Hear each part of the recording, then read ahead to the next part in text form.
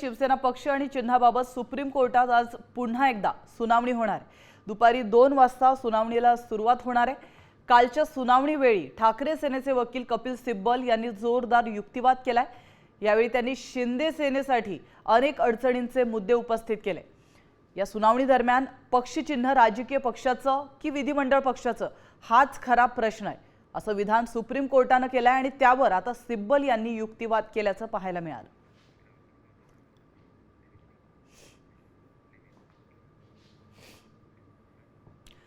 तर काय घडलं सुप्रीम कोर्टात? शिवसेना पक्षाचे संस्थापक बाळासाहेब ठाकरे यांनी शिवसेना प्रमुख तर बाळासाहेब ठाकरे यांच्या पश्चात उद्धव ठाकरे यांनी पक्षाचं नेतृत्व स्वीकारलंय असं त्यांचे वकील म्हणाले। पक्षाच्या घटनेतील कलम 11A अंतर्गत 3 उपनेत्यांची निवड करण्यात आली होती।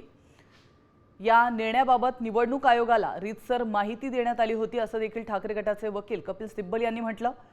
त्यानंतर कोर्ट काय म्हणालं तर पक्षाच्या घटनेतील कलम 11A हे जानेवारी 2013 मध्ये निवडणूक आयोगाला पाठवण्यात आलं होतं।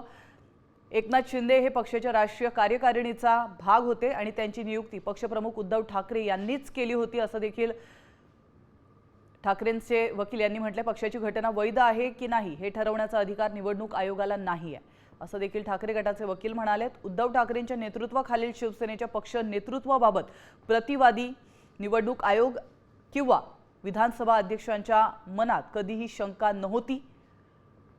पक्षप्रमुख म्हणून उद्धव ठाकरेंनी एकनाथ शिंदेंची गटनेतेपदी आणि सुनील प्रभू यांची मुख्य प्रतोदपदी नियुक्ती केली होती असं देखील ठाकरे गटाने म्हटलं।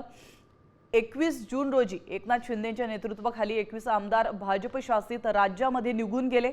सुरत नंतर हे आमदार गुवाहाटीला गेले। हा निव्वळ योगायोग असू शकत नाही असा युक्तिवाद ठाकरे सेनेचे वकील कपिल सिब्बल यांनी मांडला।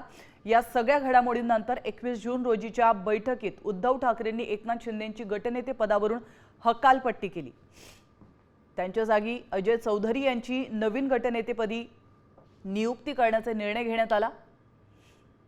तर न्यायमूर्ती जॉय माल्या बागची यांचं देखील विधान समोर आलेलं आहे। एकनाथ शिंदे यांना गटनेते पदावरून हटवण्याचा निर्णय विधिमंडळ पक्षाच्या आमदारांच्या स्वाक्षऱ्यांशिवाय घेतला होता का असा प्रश्न त्यांनी विचारला।